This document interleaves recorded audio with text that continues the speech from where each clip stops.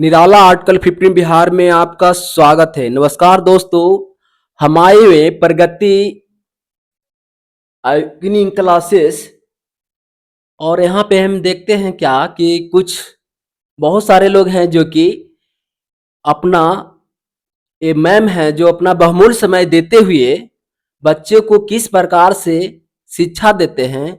तो आज हम मैम से मिलना चाहते हैं। आपका शुभ नाम क्या है मैम? प्रगति आनंद।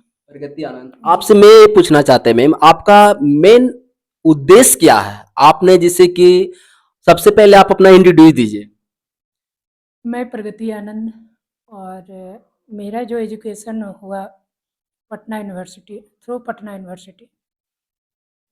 मैट्रिक तो मैं यहाँ से ही की और उसके बाद inter graduation MA MEd PhD जो भी सारे पटना यूनिवर्सिटी।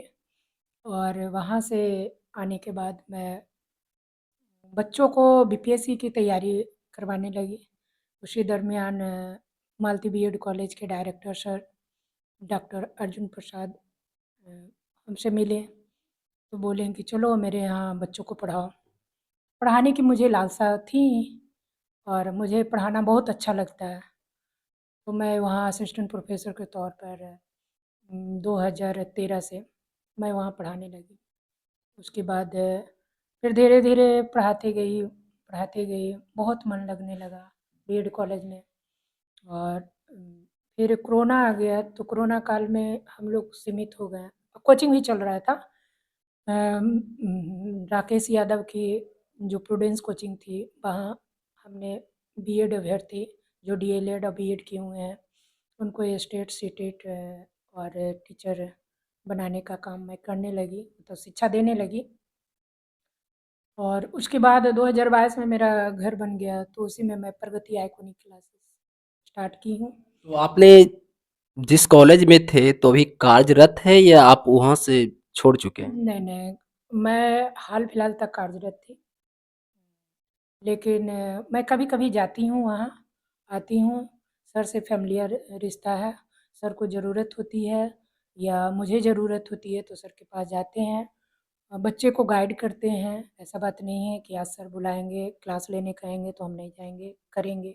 हमेशा वहाँ से बच्चे आते भी हैं और डे टू डे गाइड भी करते हैं और सर के संरक्षण में है, ऐसा कोई बात नहीं है कि वहाँ से हम हट गए हैं। अच्छा, तो आप मुझे ये बताइए कि अभी फ़िलहाल आप टीचिंग एरिया में हैं और बच्चे को शिक्षा दे रहे हैं, तो आपका एक तो उद्देश्य होगा जो कि आपका एम गोल होगा कि आप किस प्रकार से लोगों को साबित कर को दिखा सकते हैं कि आपका उद्देश्य क्या है। तो कौन किस किस एरिया में आप साबित कर सकते हैं और उद्देश्य आपका मेन उद्देश्य क्या है?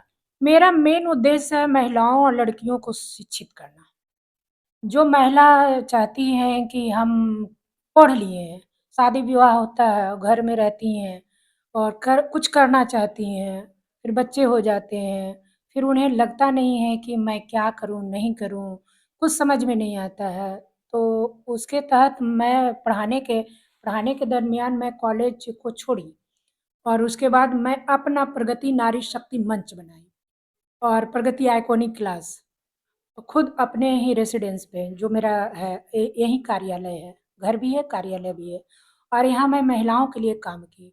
2-4 महिलाएँ ऐसे हैं जो बहुत ही असहाय थीं, उनको मैंने निस्वार्थ, निःशुल्क पढ़ाई और आज बीपीएससी टीचर में उनका हो गया है। बहुत सारी लड़कियाँ बीपीएससी टीचर में गईं, महिलाएँ टीचर में गईं, बहुत सारे को दिक्कत हो रहा है कि मैडम कुछ आइडिया है कि अभी तक यहाँ से कितना लोग सफल हो चुके हों? हाँ, यहाँ से बहुत लोग लड़कियाँ जैसे 10, 20, 50, 100, हज़ार भी, 1000 भी? हज़ार हर एक स्कूल में प्रगति आनंद के द्वारा जो टीचर बनाए गए हैं बच्चियाँ जो भी टीचर हैं या पुरुष जो भी हैं मेरे द्वारा पढ़े हैं, वो हर एक स्कूल में मिलेंगे। प्रगति आनंद के द्वारा हर एक स्कूल में बनाया गया है, ऐसा नहीं है। आप जाइएगा बरबीघा साइड जाइएगा या नवादा साइड जाइएगा या आप इधर बख्तियारपुर साइड जाइएगा, तो हर एक स्कूल में आप मेरा नाम लीजिएगा तो कोई ना कोई टीचर मिल ही जाएगी। आप मुझे ये बताइए कि there are 4 kinds of pillars in the world, not in the world, in the India. India but can you explain any one? हाँ, कर सकते हैं ऐसा क्योंकि कोई भारत में हम देखते हैं कि 4 स्तंभ पाया जाता है 4 स्तंभ और पाए जाते 4 हैं स्तंभ जिसमें पाया जाता है काफ़ी जिसमें से हम आपको ये चाहते हैं जी। कि एनी वन मतलब किसी में एक का आप एक्सप्लेन करके मुझे शेयर कीजिए, बताइए। देखिए सर, जो सरकार की जो सरकार होती है ऐसे तो 3 हम हैं लेकिन 4 प्रेस मीडिया है। तो कार्यपालिका, विधायिका और न्यायपालिका और एक है जो भी प्रेस मीडिया जो अहम भूमिका में आज सोशल मीडिया अहम भूमिका में मानी जाती है। समाजीकरण की अहम भूमिका में सोशल मीडिया को माना जाता है। सब पहले तो विद्यालय हम मानते थे सोशलाइज़ेशन में, लेकिन आज हम सोशल मीडिया को मानते हैं सोशलाइज़ेशन प्रायोरिटी फर्स्ट है। देख रहे हैं आज बच्चे को मोबाइल, कुछ नहीं चाहिए मोबाइल चाहिए, है ना? हाउ कैन एक्सप्लेन कैसे आप इसको विवरण कर सकते हैं? कैसे कर सकते हैं क्योंकि आप देखिए महिलाएँ भी सोचती हैं कि मुझे कुछ करना है, बच्चे को मोबाइल थमा देती हैं।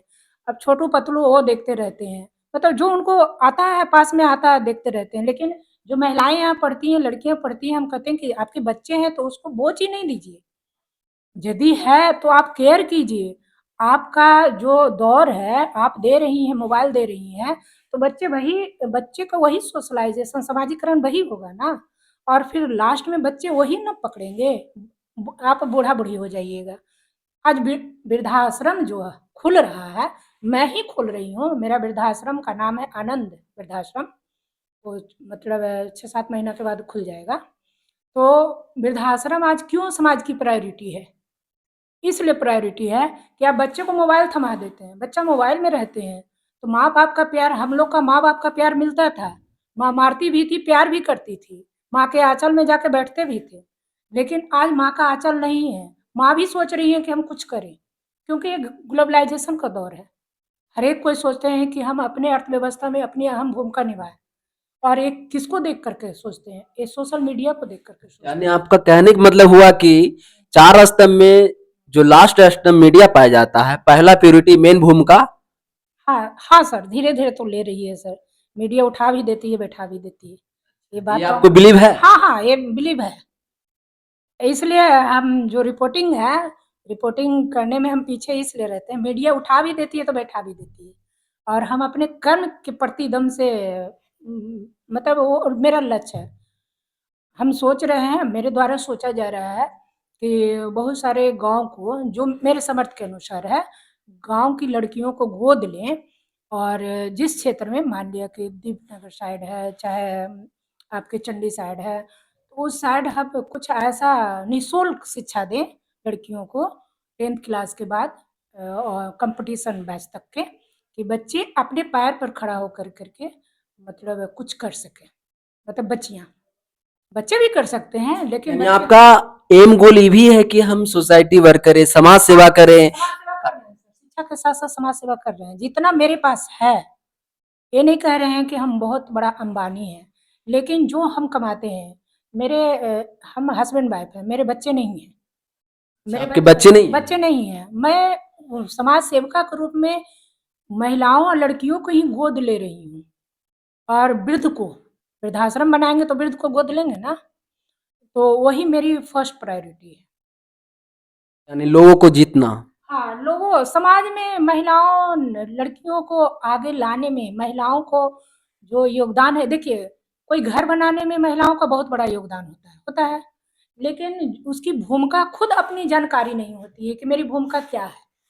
आपसे मैं पूछना चाहते हैं, जैसे आर्टिकल जो भी है, मान लीजिए आर्टिकल 15 है, जी।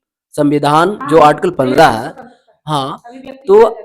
आप इसके बारे में क्या कहना चाहते हैं? जिससे बहुत ऐसा होता है कि लोग पहला प्योरिटी अपने कास्ट को देते हैं, अपना धर्म को देते हैं, अपना जाति को देते हैं, तो इसके प्रति आपका क्या सोच है? देखिए सर, संविधान में आर्टिकल 15 बनी है, ज़रूर बनी है और सबकी अभिव्यक्ति की जाति, लिंग, वंश, धर्म के आधार पर कोई भेदभाव नहीं, सबको अपना बोलने का अधिकार है, टोटल बोलने का अधिकार है। लेकिन महिलाएँ खुद अवेयर नहीं हैं। संविधान में दिया हुआ है, सब कुछ लिखा हुआ है, लेकिन उनको बताना पड़ेगा। ये पितृसत्तात्मक जो परिवार है भारत का, पितृसत्तात्मक है ना? मातृसत्तात्मक तो नहीं, कुछ राज्य है। केरला है, मिज़ोरम है, कुछ राज्य समथिंग राज्य है। लेकिन ओवरऑल इंडिया को हम देखते हैं तो पितृसत्तात्मक है। तो उसमें वित्तीय सतात्मक ज़रूर है, लेकिन महिलाओं का भी तो योगदान होता है, महिलाएँ भी तो अवेयर होंगी। तो जो लड़कियाँ पढ़ेंगी, जागरूक होंगी, तो समझेंगी ना कि मेरी घर बनाने में भूमिका है। हम गलत सेंस में नहीं बोल रहे हैं, लेकिन महिलाएँ लड़कियाँ पढ़ कर के जो महिला बनेगी, शादी-ब्याह होगा, तो अपने घर को सुसज्जित करेंगी ना। आपको क्या लगता है कि आप चेंज कर सकते हैं भारत को? हाँ, ज़रूर हम चेंज कर सकते हैं, तो क्योंकि ये जो आप देख रहे हैं हाँ, जैसे कि 4 स्तंभ होते हैं, जी। विधायिका, हाँ, कार्यपालिका, कार्यपालिका, न- विधायिका, न्यायपालिका। हाँ न्यायपालिका और मीडिया पत्रकार जो भी कहते हैं, तो इन लोग के हाथ में भी बहुत कुछ है, लेकिन हम ऐसा नहीं देख रहे हैं भारत में कोई भी एक अच्छी तरह से अपना काम काज कर रहे हैं। हाँ, जब उन लोग नहीं कर सकते हैं, उन लोग को जब इतना डिस्टर्बिंग हो रहा है, तो आप कैसे इस चीज को साबित कर सकते हैं कि आप जीत सकते हैं, लोगों को विजय पा सकते हैं लोगों से? देखिए परिस्थितियाँ ही अभिप्रेरणा को जन्म देती है सर। जो सिचुएशन होता है, वो ही मोटिवेशन को जन्म देता है। तो हम अपने सिनेरियो में ऐसा सिचुएशन बना देंगे कि ऑलवेज़ मोटिवेट रहेंगी महिलाएँ। और रहा कार्यपालिका की बात, विधायिका की बात, न्यायपालिका की बात, तो यदि हम सही है, व्यक्ति सही है, तो पार्टी अच्छी बन सकती है। लेकिन पार्टी सही है, व्यक्ति अच्छा नहीं है तो नहीं बन सकती है। इतना बात तय है। और मैं अपने प्रगति नारी शक्ति मंच को आशा पार्टी से 1 महीना पहले जोड़ी हूँ। लेकिन जब समाज में हम जाते हैं मैम, लोगों से हम पूछते हैं कि आप पढ़ाई क्यों नहीं बच्चे करवाते, तो बोलते हैं गरीब हैं। तो गरीब हैं बोलते हैं कि गरीब के बच्चा गरीब है तो कैसे पढ़ेगा, तो गरीब है तो कैसे पढ़ेगा, तो आपको क्या लगता है? लेकिन किसी ने इस प्रकार से भी तो कहा है कि गरीब में पैदाशी होना अच्छा है, लेकिन गरीब में मर जाना अच्छा नहीं है। तो उस चीज को हम कैसे समझा सकते हैं लोगों को? देखिए, सबके मोटो को तो मैं शुरुआत में बदल नहीं सकती हूँ, लेकिन एक ही से कारवां बनता है सर। शुरुआत में अकेला ही चलना पड़ता है, फिर धीरे-धीरे पीछे-पीछे आना शुरू होता है। और मैं जब सोची थी तो हर एक लोग सोचते थे ये पागल लड़की है। पागल लड़की है मतलब हम असिस्टेंट तो प्रोफेसर। आपने पागल को उसका एक्सप्लेन नहीं किए? नहीं, नहीं मतलब सोचते थे कि ये क्या कह रही है, क्या सुन रही है? ना तो बोलना चाहिए ना, पागल का भी एक सूत्र है, जैसे प से परगति, ग से गतिशील, ल से लौलीन। हाँ, हाँ, सही बात आप बोले। सर बोलते थे कि तुम पढ़ा रही हो, पढ़ाओ ना, तुम कहाँ जा रही हो? तो हम बोले कि सर हमको इसमें मन नहीं लगता है, मुझे कुछ क्रिएटिव करना है। और क्रिएटिव करना है और धीरे-धीरे भगवान के देन से मतलब भगवान का देन ही है कि आज हम अकेले दम पर इस पिलर को खड़ा की और अकेले दम पर ही आगे जा रही हूँ। आज हम आशा पार्टी से 1 महीना पहले जुड़े हैं, लेकिन अभी तक जितना बच्चे पढ़े हैं, हम खुद 9 बजे से क्लास लेते हैं, 2-3 बजे तक अकेले क्लास लेते हैं। हर एक लोग पूछते हैं, "मैडम, हर एक विषय आप ही पढ़ाती हैं?" तो बोलते हैं, "हाँ जी, हम ही पढ़ाते हैं।" सिर्फ़ मैथ, रीज़निंग जो मेरे हस्बैंड हैं, वो पढ़ाते हैं। बाकी टोटल सब्जेक्ट मैं ही पढ़ाती हूँ। चलिए बहुत बहुत धन्यवाद मैम। और सचमुच में हम जिस प्रकार से मैम से मुलाकात हुए और जो भी कुछ पूछे बहुत अच्छा रिप्लाई किए, और लोगों को इस चीज को साबित करना चाहते हैं कि कैसे हम समाज के लोगों को जीत सकते हैं, विजय पा सकते हैं। जो महिला अभी भी अशिक्षित पाया जाता है, पढ़ नहीं रहे हैं, तो इनका एम गोल उद्देश्य यही है कि उन लोग को जीतना और विजय पाना। और ताकि इस इंडिया में अगर जिस प्रकार से एक इंसान और एक व्यक्ति भी अगर इस प्रकार से सोच है, एम है, गोल है, तो हम लोगों से यही चाहते हैं, हम संसार के जितने भी हमारे वीडियो देख रहे हैं उन लोग से मैं यही गुजारिश करना चाहता हूं कि आप इस वीडियो को अच्छी तरह से देखिए। और जिस प्रकार से इमाम के पास ऐसा उद्देश्य है, एम है, गोल है, और उस उद्देश्य के अनुसार चलना है, क्योंकि हमें ऊपर वाले ने बनाया तो सबके पास एक रीजन है, विजन है, एम है, गोल है। तो सबका एम गोल यही है, टू सर्व द पीपुल, यानी लोगों के साथ सेवा करना, यानी सबके साथ एक सामाजिक काम करना, सोसाइटी वर्क करना। तो हम चाहते हैं कि इस प्रकार से आप लोग भी इस वीडियो को देखिए, बने रहिए और कामयाब होइए, ताकि आने वाले एक बिहार नहीं बल्कि पूरे देश में, पूरे इंडिया में एक गवाह का कारण हो पाए, विटनेस का कारण हो पाए। तो निराला आर्टिकल 15 बिहार में आपका स्वागत है। जय हिंद, जय भारत।